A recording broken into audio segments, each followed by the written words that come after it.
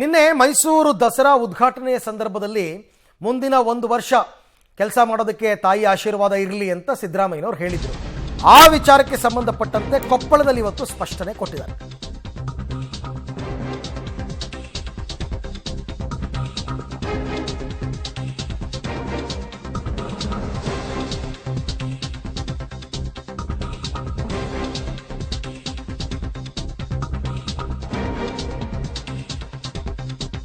ಮೈಸೂರಿನಲ್ಲಿ 1 ವರ್ಷ ಆಶೀರ್ವಾದ ಹೇಳಿದ್ರಲ್ಲ ನಿನ್ನೆ, ಆ ವಿಚಾರಕ್ಕೆ ಸಂಬಂಧಪಟ್ಟಂತೆ ಕೊಪ್ಪಳದಲ್ಲಿ ಇವತ್ತು ಮುಖ್ಯಮಂತ್ರಿಗಳು ಮಾತಾಡಿದ್ದಾರೆ.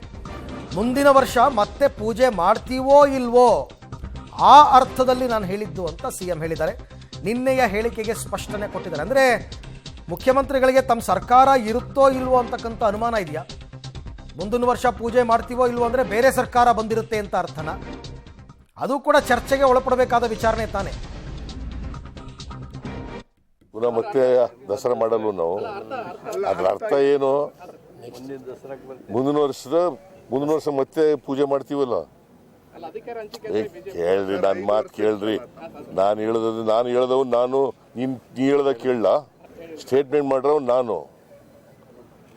ಎವ್ರಿ ಇಯರ್ ದಸರಾ ಮಾಡ್ತೀವಿ, ಮುಂದಿನ ವರ್ಷ ಪ್ರಾರ್ಥನೆ ಮಾಡ್ತೀವಿ. ಮತ್ತೆ ಪುನಃ ಮತ್ತೆ ದಸರಾ ಮಾಡಲು ನಾವು ಅದ್ರ ಅರ್ಥ ಏನು?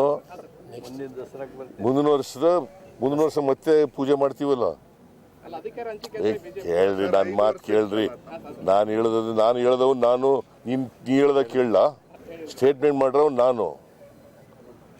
ಎವ್ರಿ ಇಯರ್ ದಸರಾ ಮಾಡ್ತೀವಿ, ಮುಂದಿನ ವರ್ಷ ಪ್ರಾರ್ಥನೆ ಮಾಡ್ತೀವಿ. ಮತ್ತೆ ಪುನಃ ಮತ್ತೆ ದಸರಾ ಮಾಡಲು ನಾವು. ಸ್ಪಷ್ಟನೆ ಮುಖ್ಯಮಂತ್ರಿಗಳದ್ದು ಸರಿ ಹೋಗ್ಲಿಲ್ಲ ಅಂತ ಅನ್ಸುತ್ತೆ. ಬಟ್ ಅವ್ರು ನಿನ್ನೆ ಸ್ಟೇಟ್ಮೆಂಟ್ ಕೊಟ್ಟಿದ್ದು ಹಂಗಲ್ಲ.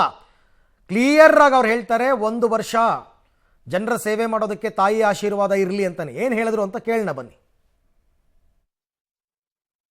ನಮ್ಮೆಲ್ಲರಿಗೂ ಕೂಡ ಇನ್ನೊಂದು ವರ್ಷದವರೆಗೆ ಉತ್ತಮವಾದಂಥ ಕೆಲಸ ಮಾಡ್ತಕ್ಕಂಥ ಶಕ್ತಿ ಕೊಡಲಿ, ಜನರ ಸೇವೆ ಮಾಡ್ತಕ್ಕಂಥ ಶಕ್ತಿ ಕೊಡಲಿ ಅಂತೇಳಿ ಪ್ರಾರ್ಥಿಸಿ ದಸರಾ ಮಹೋತ್ಸವದ ಶುಭಾಶಯಗಳನ್ನು ನಮ್ಮ ನಾಡಿನ ಜನತೆಗೆ ನಿಮ್ಮೆಲ್ಲರಿಗೂ ಕೂಡ ತಿಳಿಸಿ, ನಮ್ಮೆಲ್ಲರಿಗೂ ಕೂಡ ಇನ್ನೊಂದು ವರ್ಷದವರೆಗೆ ಉತ್ತಮವಾದಂಥ ಕೆಲಸ ಮಾಡ್ತಕ್ಕಂಥ ಶಕ್ತಿ ಕೊಡಲಿ, ಜನರ ಸೇವೆ ಮಾಡ್ತಕ್ಕಂಥ ಶಕ್ತಿ ಕೊಡಲಿ ಅಂತೇಳಿ ಪ್ರಾರ್ಥಿಸಿ ದಸರಾ ಮಹೋತ್ಸವದ ಶುಭಾಶಯಗಳನ್ನು ನಮ್ಮ ನಾಡಿನ ಜನತೆಗೆ ನಿಮ್ಮೆಲ್ಲರಿಗೂ ಕೂಡ ತಿಳಿಸಿ.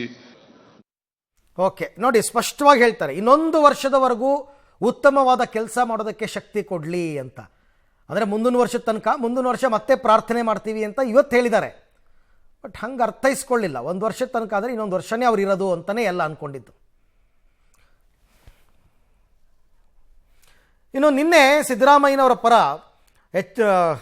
ಜಿ ಟಿ ದೇವೇಗೌಡರು ಬ್ಯಾಟಿಂಗ್ ಮಾಡಿದ್ರು. ಅವ್ರು ಯಾಕೆ ರಾಜೀನಾಮೆ ಕೊಡಬೇಕು ಅಂತ.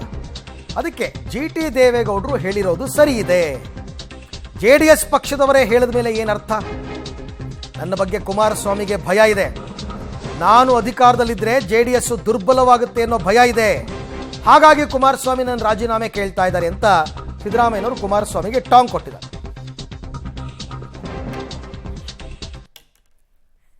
ಜಿ ಟಿ ದೇವೇಗೌಡರು ತಮ್ಮ ಪರ ಬ್ಯಾಟಿಂಗ್ ಅವ್ರು ಯಾವ ಪಾರ್ಟಿಯವರು? JDSನವರು. ಹಿರಿಯ ಲೀಡರ್ ಅಲ್ವಾ? ಅವ್ರು ಹೇಳಿರೋದು ಸರಿ ಇದೆ ಇರಬೇಕು. ಅವ್ರು ಹೇಳಿರೋದು ನನ್ನ ಪ್ರಕಾರ ಸರಿ ಇದೆ ಅಂತ ಅನ್ಕೊಂಡಿದ್ದೀನಿ. ಕುಮಾರಸ್ವಾಮಿ ಅವರು ಹಾಗಲಕಾಯಿಗೆ ಬೇವಿನಕಾಯಿ ಸಾಕ್ಷಿ ಅಂತೇಳಿ ಅದಕ್ಕೆ ಟೀಕೆ ಮಾಡಿದ್ದಾರೆ. ಯಾಕಂತಂದ್ರೆ ಅವ್ರ ಪಕ್ಷದವರೇ ಅಲ್ವಾ? ಅವ್ರು ಯಾರೋ ಏನಾಗಿದಾರೋ? ಅವರು ಕೋರ್ ಕಮಿಟಿ ಚೇರ್ಮನ್ರು. ಅವ್ರು ಹೇಳಿದ ಮೇಲೆ ಏನಂತ ಅರ್ಥ? ಏನ್ರಿ ಅರ್ಥ? ಅದು ಮಾತಾಡಲ್ಲ ನೀವು. ಹಾಗಲಕಾಯಿಗೆ ಕುಮಾರಸ್ವಾಮಿ ಅವರು ಯಾಕೆ ಸರ್ ನಿಮ್ಮ ವಿರುದ್ಧ ಅಷ್ಟೊಂದು ಟೀಕೆಗಳನ್ನ ಮಾಡ್ತಾರ ವೈಯಕ್ತಿಕವಾಗಿ? ಭಯ ಅವ್ರಿಗೆ. ಈಗ